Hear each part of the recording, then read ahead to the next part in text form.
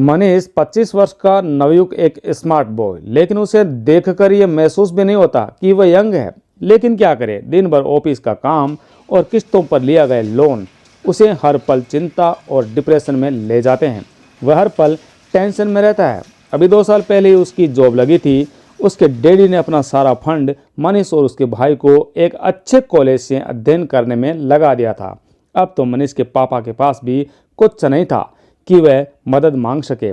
लेकिन इतनी भी जल्दी क्या थी मनीष को घर लेने की, क्योंकि अभी 2 साल पहले ही तो उसने एक शानदार कार खरीदी थी। इतनी चिंता और तनाव मोल लेने की क्या ज़रूरत थी?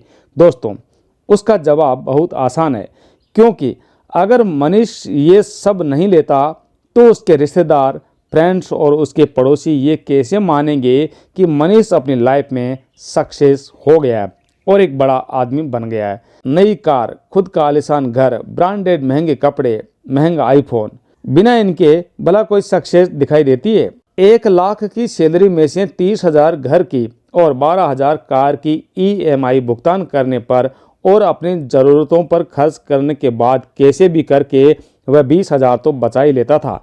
लेकिन इसी बीच मनीष के माता पिता ने उसकी शादी तय कर दी थी। अब भाई, बेटा इंजीनियर, पापा सरकारी नौकरी से रिटायर्ड थे, तो भाई शादी तो धूमधाम से होनी ही चाहिए। और यहाँ पिछले साल वर्मा जी ने एक क्लर्क होकर भी अपने बेटे की शादी में 20 लाख रुपए खर्च कर दिए थे। तो भाई मनीष के डैडी तो ऊंची पोस्ट पर थे, तो 25 से 30 लाख से कम शादी कैसे कर सकते थे?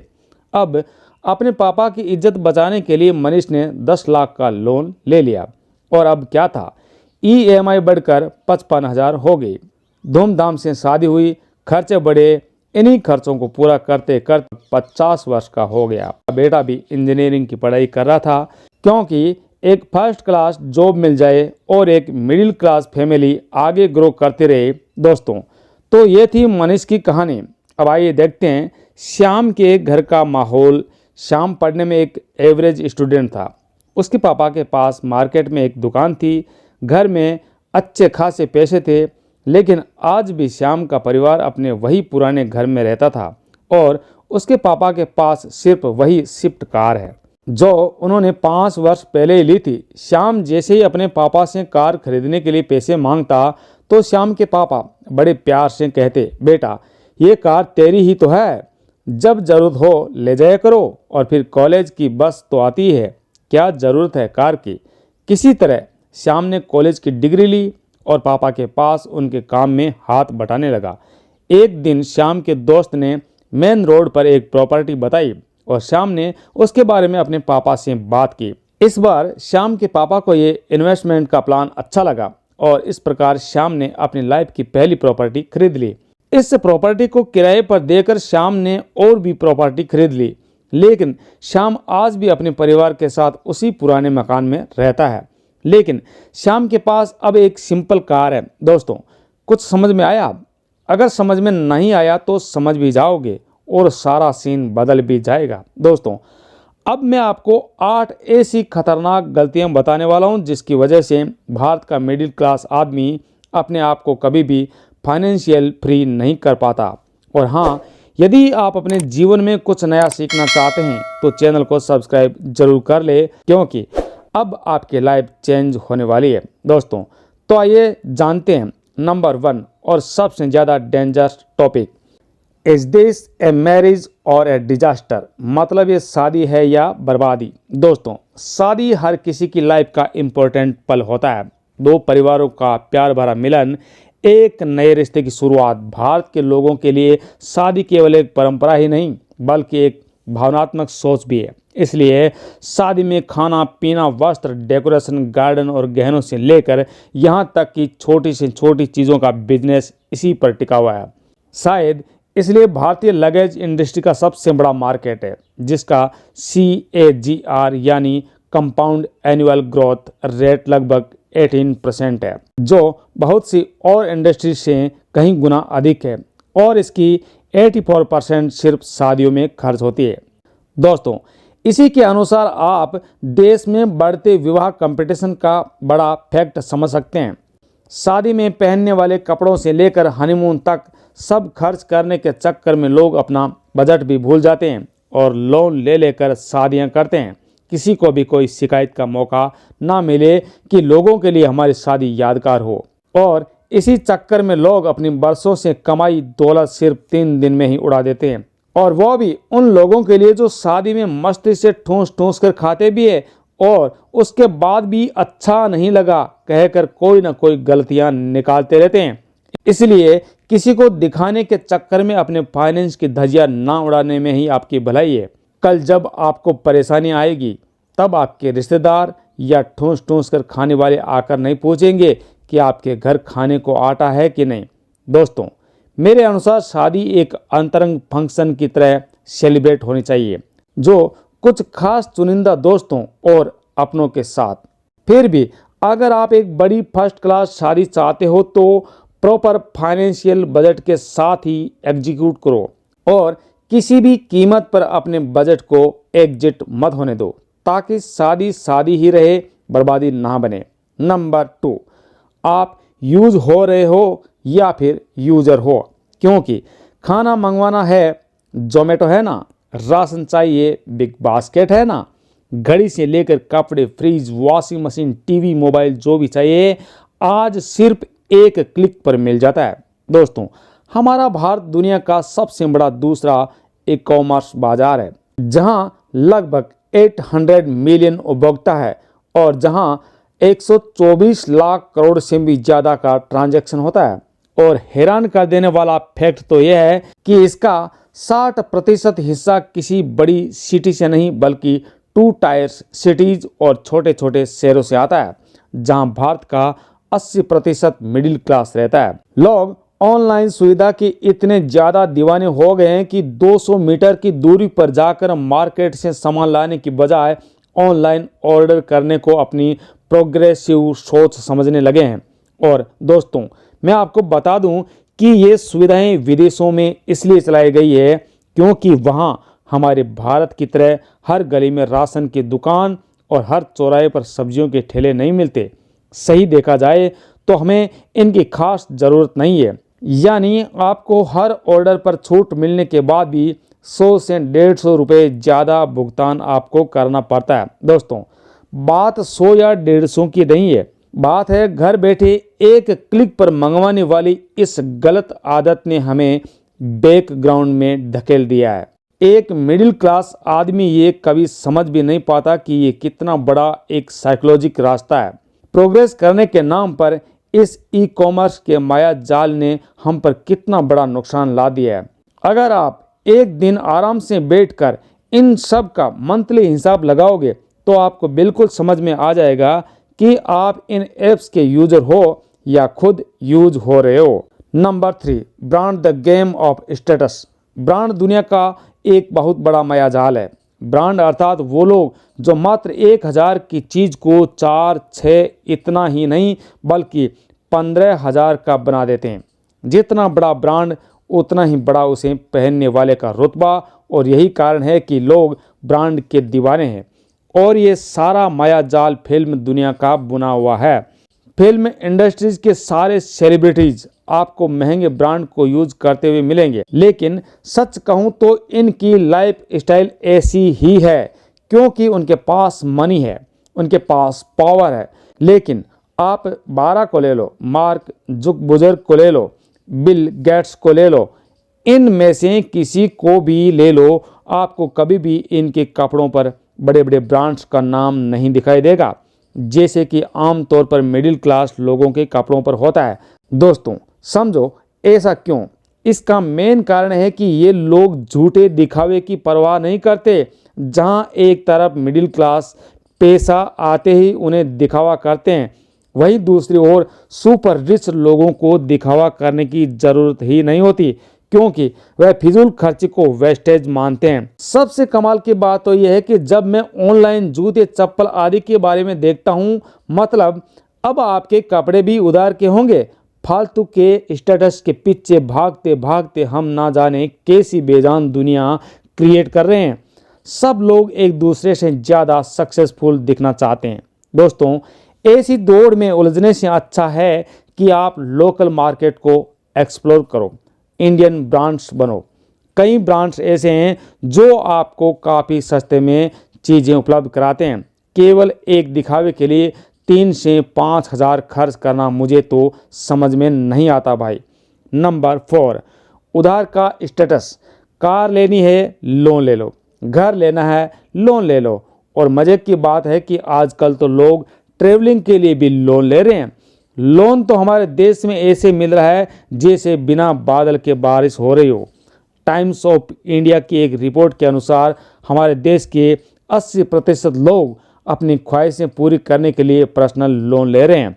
इसमें से 70% लोग मिडिल क्लास फैमिली से बिलोंग करते हैं।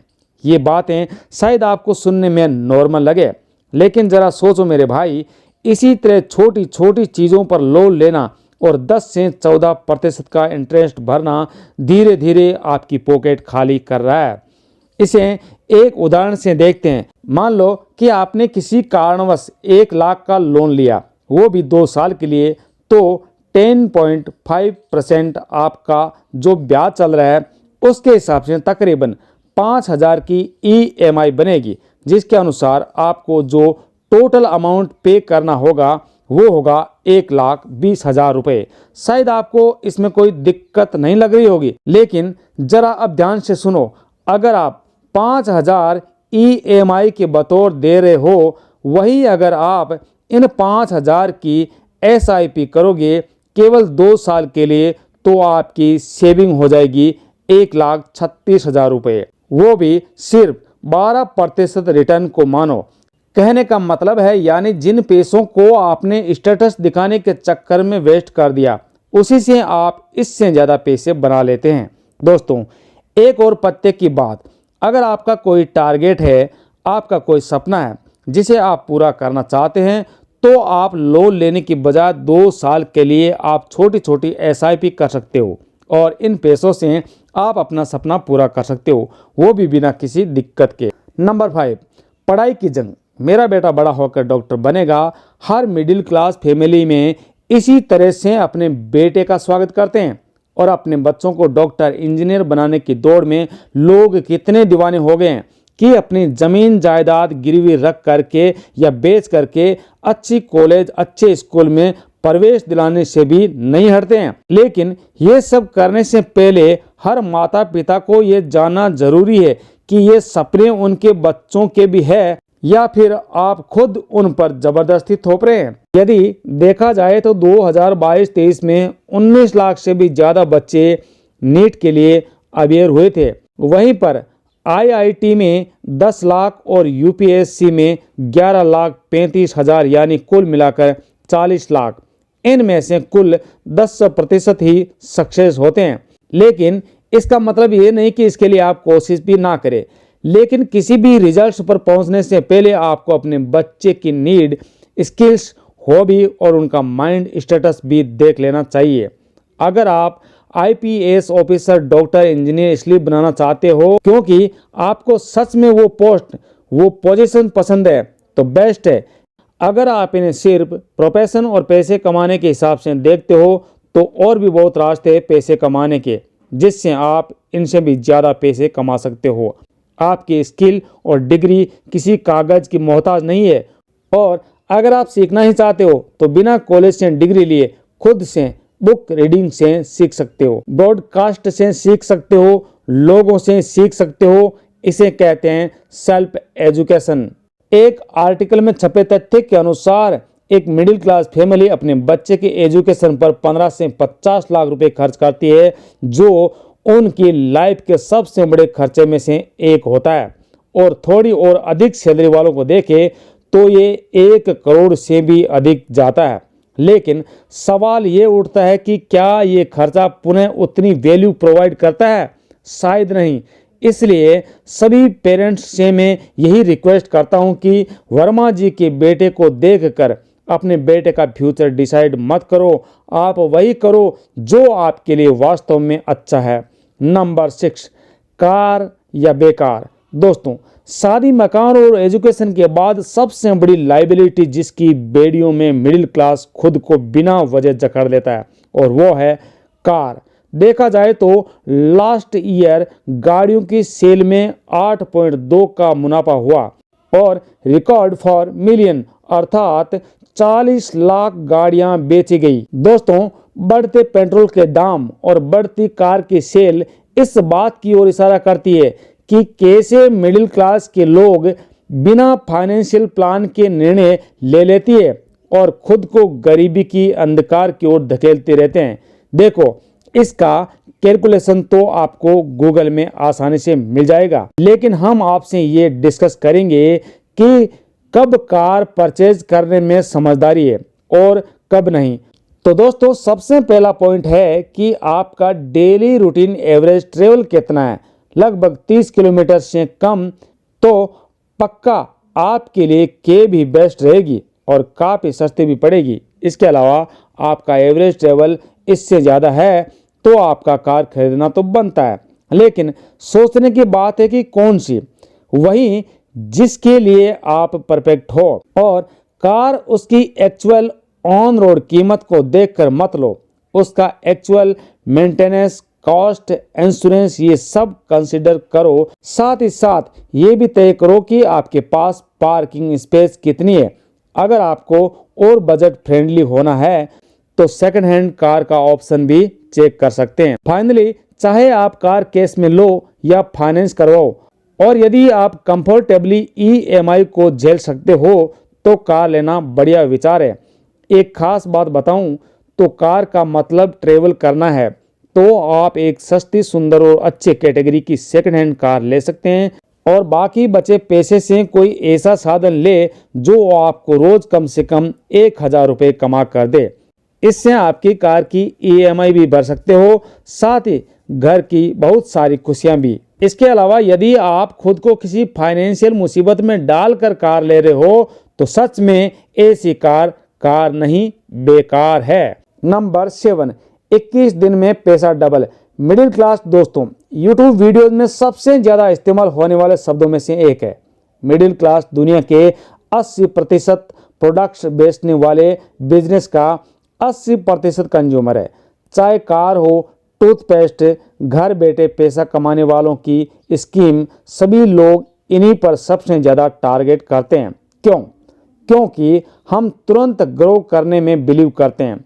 हमें हर चीज़ जल्द से जल्द चाहिए। यूट्यूब पर सबसे ट्रेंडिंग में जो वीडियोज होते हैं, एक दिन में 1 लाख कैसे कमाए, घर बैठे 50,000 कमाने का आसान तरीका। इंटरनेट इन्हीं स्कीम और तरीकों से भरा पड़ा है और वे लोग जिन्हें अपने दोस्तों के जैसा आईफोन चाहिए, उनके जैसी ब्रांडेड कपड़े, उनके जैसी महंगी कार, ऐसे लोग इनके झांसे में फंस जाते हैं। RBI के अनुसार 2023 में लगभग 3,500 के फाइनेंशियल स्कीम के फ्रॉड हुए। इनमें investment scheme, part time job scheme, QR code scheme जैसी कई चीज़ें शामिल है। दोस्तों, जरा सोचिए, क्यों कोई हमें इतनी आसानी से बेवकूफ़ बना सकता है और हम बिना दिमाग लगाए खुशी से इनके हत्थे चढ़ जाते हैं और इन्हें हमारी मेहनत के पैसे दे देते हैं। जितनी मेहनत इन फ्रॉड्स की कंप्लेन करने और इनको सज़ा दिलवाने में हम करते हैं, उससे आधी मेहनत लगती है चीज़ों को समझकर और उसमें इन्वेस्ट करने में। जब भी कोई आपको पैसे कमाने का आसान तरीका बताए तो अलर्ट हो जाओ। इसे रेड सिग्नल समझकर अपने माइंड का अच्छे से इस्तेमाल करो। बिना सोचे समझे कहीं भी कोई ट्रांजैक्शन मत करो, क्योंकि हर चीज़ जो कम समय में ज़्यादा पैसे दिलवाने का दावा करती है वो एक तरह से जुआ खेलने के बराबर ही है। और सच कहूँ, आपका तो पता नहीं, लेकिन मैंने आज तक किसी को भी जुआ खेलकर अमीर बनते नहीं देखा है। नंबर 8, पहले स्पेंडिंग फिर इन्वेस्टिंग। दोस्तों, अक्सर आपने लोगों से कहते हुए सुना होगा कि rich is becoming rich and poor is becoming poor, यानी अमीर लोग अमीर बनते जा रहे हैं और गरीब और अधिक गरीब। लेकिन ये आपको कोई नहीं बताता कि आखिर ऐसा क्यों होता है, क्योंकि सभी लोग दुनिया के सामने आधा सच बताकर सनसनी और नफरत पैदा करवाते हैं। अमीर गरीब से नफरत करने लगता है और गरीब अमीरों को चोर समझने लगते हैं। हमारी मेंटलिटी इतनी कमज़ोर हो गई है कि हम सभी अमीर लोगों को देखकर यही सोचते हैं कि इसने कुछ गलत काम करके ही पैसा कमाया होगा। जबकि सिक्के का दूसरा पहलू यह है कि rich is becoming rich by spending like a poor and investing like a greedy by poor becoming more poor by spending to look like rich and investing nothing at all. यानी हम मिडिल क्लास बस अमीर दिखने के लिए खर्चा करते हैं, बल्कि अमीर लोग अमीर होने के लिए इन्वेस्ट करते हैं। किसी महान इंसान ने सच ही कहा है कि जब तुम 90 रुपये इन्वेस्ट कर लो तब तुम 10 रुपये अपने डिजायर पर खर्च करना। लेकिन हम इसका उल्टा करते हैं, 90 रुपये खर्च करने के बाद भी जब 10 रुपये बचते हैं उसे भी खर्च करने की ही सोचते हैं। ये सबसे बड़ी प्रॉब्लम्स है मिडिल क्लास की। हमारे लिए इन्वेस्टमेंट एक ऑप्शन है और अमीरों के लिए नीड, और इसी इन्वेस्टमेंट का फल उन्हें पीढ़ी दर पीढ़ी मिलता रहता है। और मिडिल क्लास के लोग खुद को एक सपनों की दुनिया में उलझा कर रखते हैं और अमीर होने की खोज में गरीबी का रास्ता अपना लेते हैं। और अब एक खास सलाह मैं आपको देता हूँ, जब भी आपको कोई भी चीज़ खरीदने का मन करे, चाहे घड़ी हो या चाहे कार, ब्रांडेड कपड़े हो, तो हमेशा 2 नियमों को फॉलो जरूर करना। Number 1, the 24 hours rules. जब भी आपका मन आपसे कुछ खरीदने को कह रहा है तो एक दिन यानी सिर्फ 24 घंटे रुको और सबसे पहले तो आप एक कॉलम में 5 काम लिखो जिसे आप पूरा कर सकते हो। फिर दूसरे कॉलम में क्या आप उन कार्यों को किसी और तरह से कर सकते हो, उन ऑप्शन को लिखो और विचार करो। अगर फिर भी आपको लगता है कि लेना ही पड़ेगा तो जाओ खुशी खुशी ले लो। और इन रूल्स को फॉलो करने के बाद आप अपने कंपल्सिव बाय को 70% तक कम कर सकते हो। Number 2, the 2x rule. ये रूल्स इंस्टेंट खर्च और फिजूल खर्ची को कम करने में आपकी सहायता करेगा।